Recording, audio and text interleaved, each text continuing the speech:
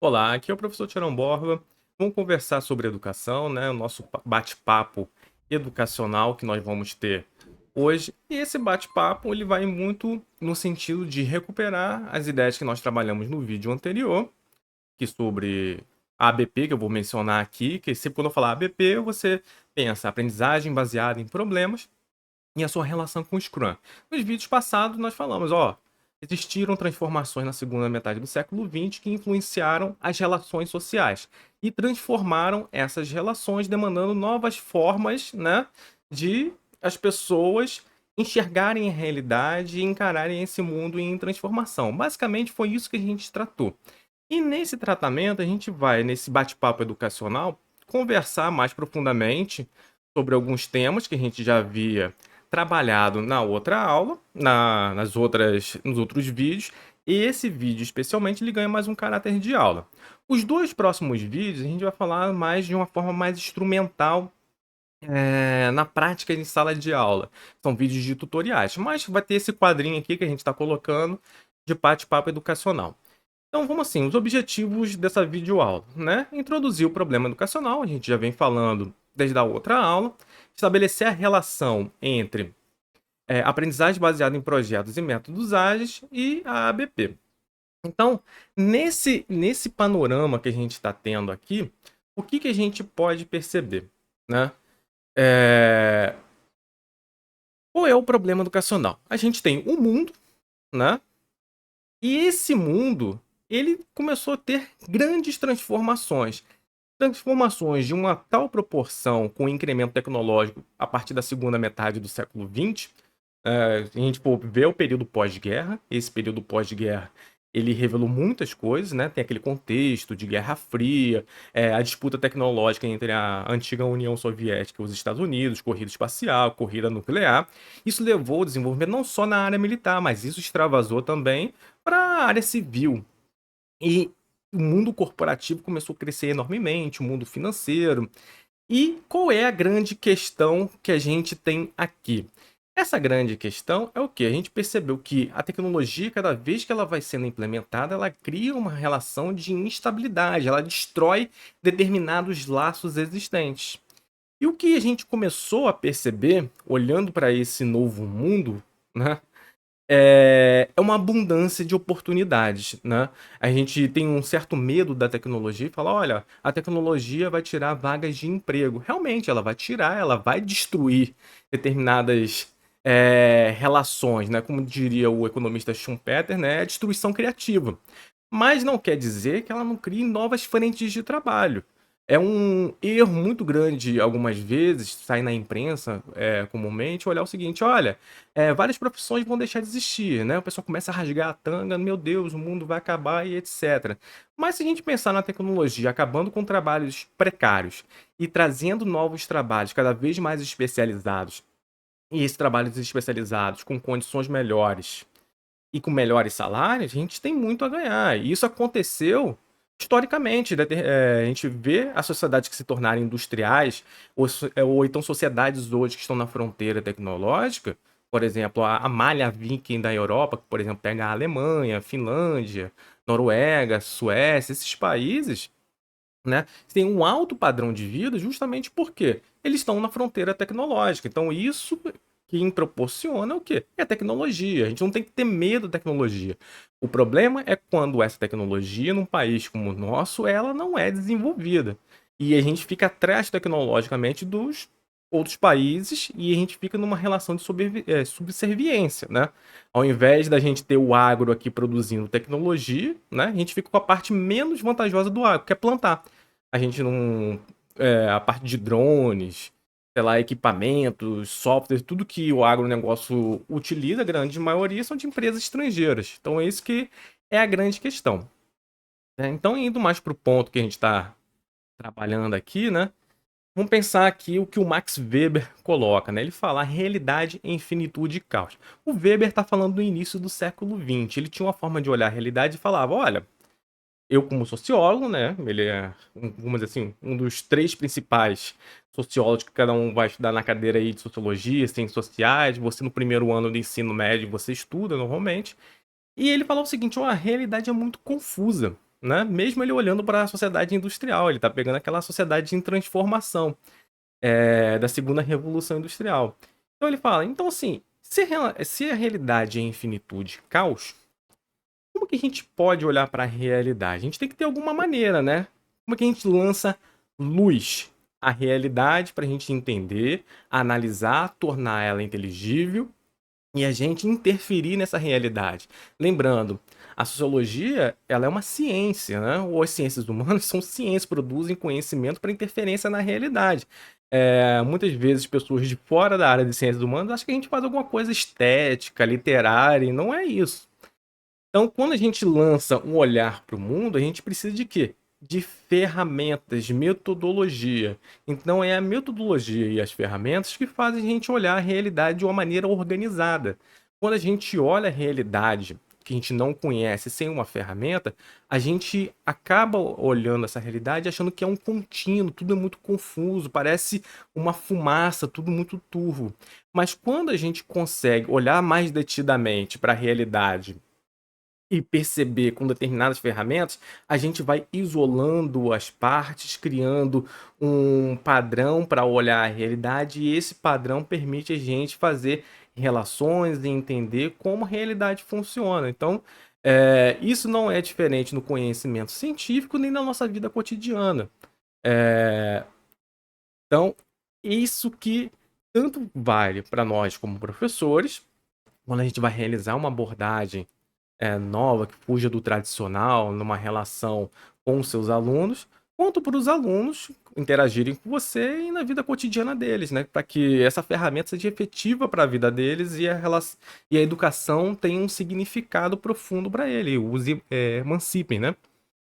Então, seguindo aqui, com as ferramentas que a gente pode falar. Primeiro, a abordagem, a gente já falou um pouco, né, do William Bender. Ele não foi ele que inventou, obviamente, mas ele tem esse livrinho aí, Aprendizagem Baseada em Problemas, né, uma educação diferenciada para o século XXI, que ele coloca, olha, esse mundo que é extremamente demandante, né, e falando até do mundo corporativo, ele é estadunidense, né, ele pensando, olha, com as mudanças na economia, o incremento tecnológico, as novas frentes de trabalho que toda hora nós temos criação, e os Estados Unidos está na fronteira tecnológica, o Vale do Silício, você pega empresas como a Meta, né, que é o Facebook, Instagram, e várias outras empresas tecnológicas, Apple, a gente vai percebendo que são empresas que trabalham o quê? Com projetos. Todo projeto ele tem um início, tem um processo e um fim, né, que ele tem um desenlace. E ele tenta resolver o quê? Um problema real. Se a gente pega isso, que é um processo que acontece lá no mundo corporativo e traz para a escola, ou para a vida, seja qualquer momento, a gente vê que a gente está sempre envolvido em pequenos projetos. Quando a gente entende que a gente está envolvido com pequenos projetos ou projetos maiores, a gente entende que a gente tem um problema real a resolver. E isso torna significativo para o aluno, porque o aluno começa a entender: olha, minha vida está cheia de problemas que eu tenho que resolver. Problemas em casa, problemas na escola, problemas com as disciplinas. Estou falando problema no sentido negativo. Problemas que faz parte da vida. E esses problemas que fazem parte da vida, né? Ele precisa organizar. Então, na abordagem baseada em projetos, a ABP, o que o Bender fala? Olha, você tem uma certa estrutura de como você vai implementar na escola. Obviamente, você vai, como professor, você vai ter que fazer uma série de adaptações, porque cada escola ela tem os seus ruídos, cada sistema de ensino. Ah, Tiorão, o que são os ruídos? São coisas que te impedem de realizar um processo. Por exemplo, você quer implementar a ABP. Pô, eu tô apaixonado pela ABP, eu acho que vai super funcionar para os meus alunos, vai ser muito bom. Só que a coordenadora pedagógica da sua escola não sabe nada sobre a ABP. Isso é uma barreira. Então você vai ter que entender como vai trabalhar. Ah, os outros professores também não trabalham com a ABP. Isso também é um problema. a nossa secretaria de educação atrapalha o funcionamento da escola. Minha escola não tem calendário interno. Então são essas várias coisinhas que são ruídos. Umas escolas têm mais ruídos, outras escolas têm menos ruídos, né? Inclusive o aluno em si, ele é um ruído, né? O aluno, ele vem de algum lugar, ele pode trazer problemas, ele tem uma certa psicodinâmica. Então, quando a gente tem esse olhar, a gente faz de forma organizada, assim, você vai fazendo um escalonamento, ó, vai ponderando esses ruídos, olha, dá para eu implementar, mas eu vou ter que fazer essas adaptações. Beleza. E aqui, né, é a base para a gente dar uma olhada. Por exemplo, o Bender, ele fala, no 1, ó, você tem que dar voz ao aluno, né? Aí entra uma questão que a gente já falou num vídeo passado, que é o seguinte, a gente não tem que tratar o aluno com uma folha em branco, a gente tem que escutar o aluno, ver quais são as suas percepções da realidade, suas bases sociais, para envolver realmente ele com problemas reais. Mas não quer dizer que você tem que se retirar do processo e deixar, né, tudo na mão do aluno. Esse que é um erro, muitas vezes, um discurso demagógico da educação, de algumas pessoas que falam sobre educação, mas nunca foram na sala de aula. O professor, ele tá ali para o quê? Romper determinadas barreiras, dar um direcionamento, mas algumas coisas precisam ser o quê? Vamos dizer assim, compulsórias, né? Por exemplo, você tem que fazer determinada tarefa, você tem que se envolver com determinadas coisas, senão a própria escola, ela perde o seu sentido, não faz. Você vai procurar outra profissão se não for para fazer isso, né? Colocar um robô ou um docente ali vai fazer a menor diferença. Então, algumas coisas precisam ser compulsórias. A ideia é o seguinte: você vai fazer uma reunião com seus alunos, né? Por exemplo, a gente está tratando da semana 11, 12 e 13 do segundo bimestre do primeiro ano no ensino de empreendedorismo. Então, se é um projeto empreendedor, o que, que você faz? Uma reunião com esses alunos e começa a averiguar, né, quais são os possíveis problemas na escola de acordo com os alunos. E também não quer dizer que você não possa apontar esses problemas. Aí, os alunos, como eu falei para vocês, eles têm problemas com o quê? As ferramentas de como olhar a realidade, né? Tudo para ele vai ser muito turvo, tudo é muito parecido, não sabe, por exemplo, ponderar se aquilo ali é bom ou ruim, se é viável, resolver aquele problema ou não. Então, aí na parte 2 e 3, o que que você faz? Você coloca uma questão problema. Por exemplo, uma geral. Você, nessa conversa do aluno, você vai fazer uma triagem do que os alunos entendem como problemas gerais e botar uma questão. Dá um exemplo aqui, não quer dizer que tem que ser seguido assim. Problema de comunicação entre os alunos, o grêmio estudantil e a direção. Então é um problema que você coloca ali para resolver. Aí você precisa ancorar, né, o problema. Quer dizer que eles sempre, quando eles se questionem sobre essa pergunta que você colocou, que é a questão motriz, o problema, ele olhe e fixe esse problema a partir, principalmente, os alunos são muito visuais. E, e eu proponho colocar o quê? Um vídeo. No canal Futura tem, por exemplo, você que vai estar dando aula num curso de empreendedorismo, né? Empreendedorismo fala de criatividade e inovação. Tem uma série lá, escolas inovadoras. Eu acho que seria interessante botar um ou outro vídeo sobre escolas inovadoras, porque eles vão começar a fazer uma comparação com a sua própria escola e ver que determinados problemas existem de fato na sua escola e como eles podem inovar. Acho que seria interessante. Segundo, você vai avaliar os artefatos, os recursos que você tem na sala de aula, né? Na sua escola. Ó, sua escola tem uma sala para reunião, sua sala tem um espaço para eles se reunirem, tem computadores, tem uma sala de informática, tem uma internet legal. Então, isso tudo aí são os artefatos que você pode usar. O brainstorm são as reuniões que, né, normalmente, quando você trabalha por projeto, você trabalha em equipes. E essas equipes, eles vão lá se organizar e vão cada um resolver um problema. Não pode ter uma equipe muito grande, mais de 5 alunos. Eu já acho um pouco problemático que tem aqueles alunos que vão se escorar nos outros e não vão realizar. E também, às vezes, os problemas não são tão complexos assim, a ponto que tenha tarefa para todo mundo. Então, a chance de deixar um aluno ocioso também é muito grande. Então, essas reuniões, o brainstorm, é que eles vão fazer entre eles e também com você, em reuniões que são periódicas, para eles entregarem as tarefas até chegar ao produto final, né, que é lá no quarto bimestre, quando eles têm uma culminância do projeto empreendedor. Aprendizagem expedicionária é o quê? Ter um trabalho de campo. Muitas vezes o trabalho de campo num projeto intraempreendedor vai ser a própria escola. Ou pode ser que eles, para realizarem uma comparação, ver o que, sei lá, algo que possa ser incorporado à sua unidade escolar como uma melhoria, ele vai visitar outras escolas. Isso já aconteceu num projeto que eu fiz com os alunos, né, para eles melhorarem a própria escola.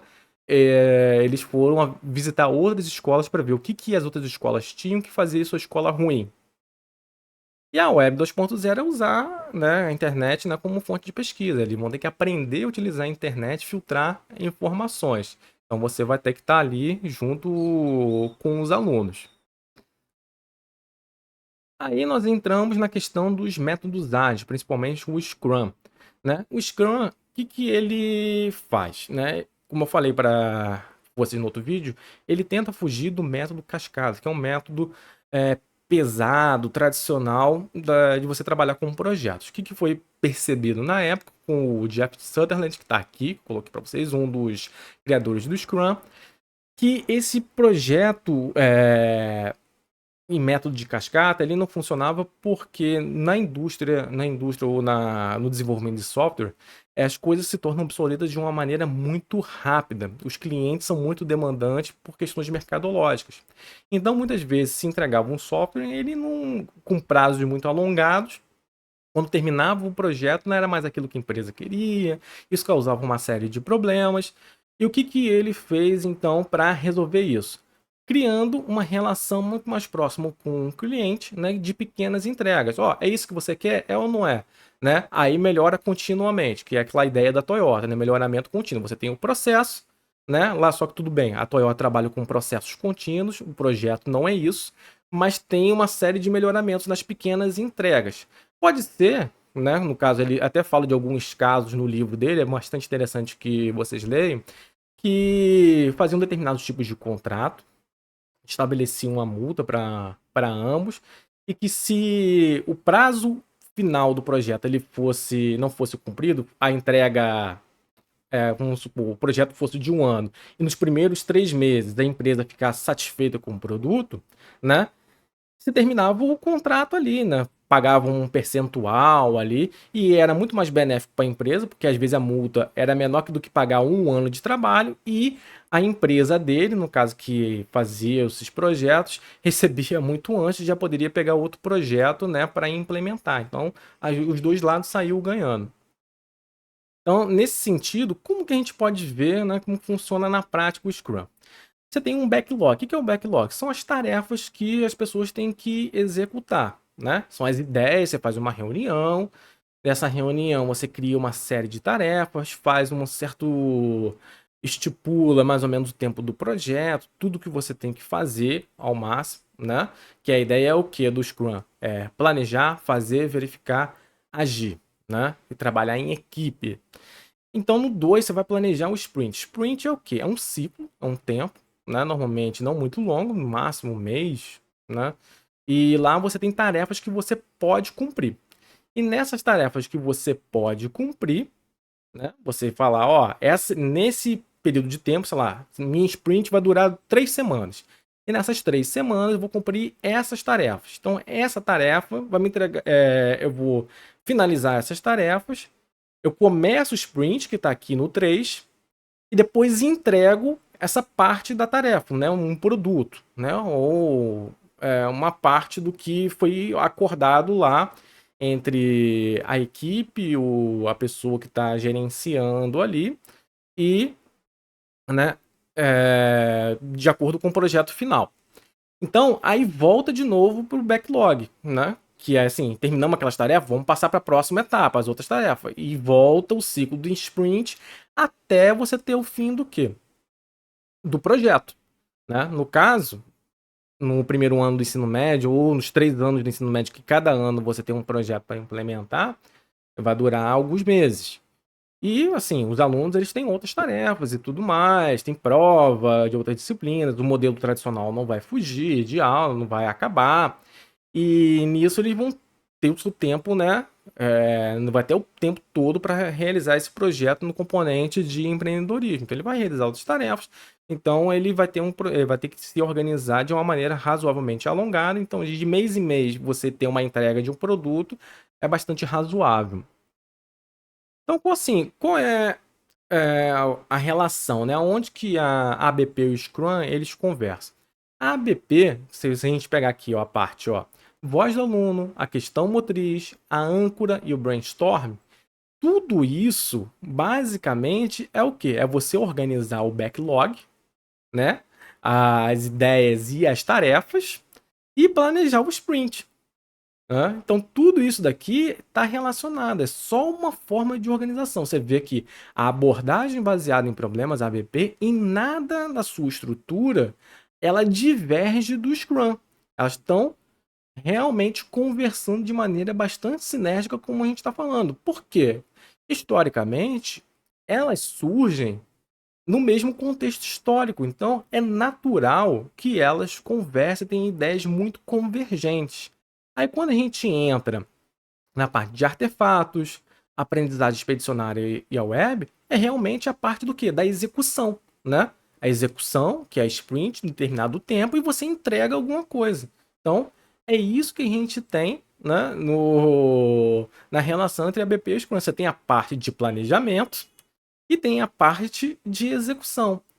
Então, são ferramentas que os alunos vão começar a introjetar na psicodinâmica deles e eles vão desenvolver isso. Eles não precisam ter um grande aprofundamento teórico do Scrum, da ABP. Eles vão aprender isso de maneira imersiva. Então, essa que é a ideia que eu quero trabalhar aqui com vocês, tá? Então, aqui no Scrum, como é que quem é quem no processo? Aí tem algumas questões que podem ser divergentes, por quê? Na literatura do Scrum, que ele está sendo adaptada para a educação, não existe trabalhos assim robustos, consistentes e também conversando com a ABP. Isso aqui é até relativo à novidade que eu estou trazendo para vocês.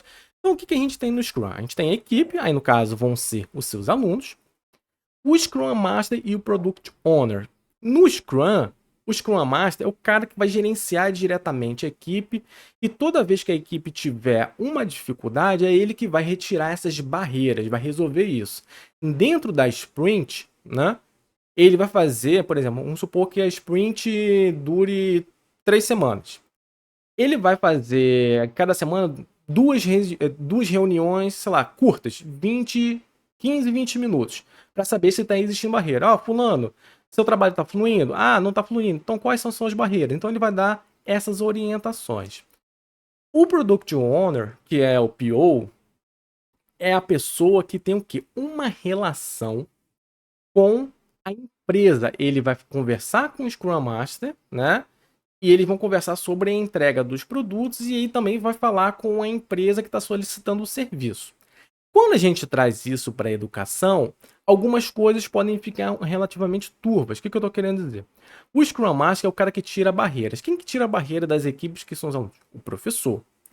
Mas não quer dizer que numa equipe também a gente não possa ter um Scrum Master, seja um aluno. Então, o aluno ele pode ser o Scrum Master, só que o aluno é um aluno, ele é um adolescente, ele tá vindo lá do ensino fundamental 2, com todas as confusões que a gente tem nessa garotada de 12, 13, 14 anos, estudando em colégios municipais, nas redes de ensino municipais, que a gente sabe como que é, as dificuldades. Então, às vezes, ele não tem capacidade gerencial. Então, o que vai acabar acontecendo? Você também, como docente, vai ser o Scrum Master e também o Product Owner, porque você está demandando, você vai ser o Product Owner e também a própria empresa está demandando um determinado serviço, você vai ser o representante da escola. Então você, como professor, você vai acabar tendo o quê? 3 funções nesse processo. Você vai ser o Scrum Master, vai tirar o serviço, você vai ser a pessoa que entende do negócio, que é o PO, o Product Owner, e vai ser o solicitante também, o demandante do serviço. Entenderam? Então, esse é o direcionamento que eu estou colocando para vocês. Você estabelece uma equipe para eles realizarem, né, a resolução do problema, estabelecer o sprint. É interessante que realmente tenha uma pessoa que seja Scrum Master, aluno, vamos botar assim, ele seja um Scrum Master Júnior. Por quê? Para ter alguém que aprenda ter uma competência de liderança, aprender a capacidade de gerenciamento. Pode ser que você possa mudar esse Scrum Master, né? Uma ideia que eu estou tendo aqui agora, de sprint para sprint, para cada um da equipe ficar o quê? Tendo essa experiência, essa imersão em ser um líder, né? E retirar as barreiras da própria equipe. E vai ter o Scrum Master mesmo, que vai ser você docente, o PO, que vai ser você também, e a empresa que é solicitante vai ser você, porque o Product Owner é aquela pessoa que entende do produto que deve ser entregue, tá? Então, isso aí foi o que eu queria falar para vocês, né? Até a próxima. E acompanhe os nossos vídeos, os próximos vídeos, que vai ser a parte mais instrumental para você implementar isso na prática com seus alunos. Um abraço, até a próxima.